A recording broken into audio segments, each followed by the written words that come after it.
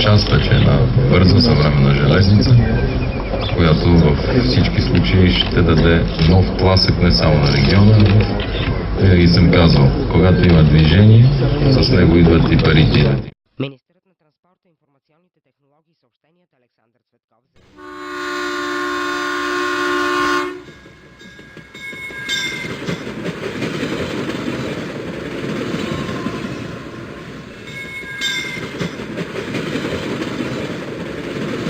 Винаги съм казвал, когато има движение, с него идват и парите.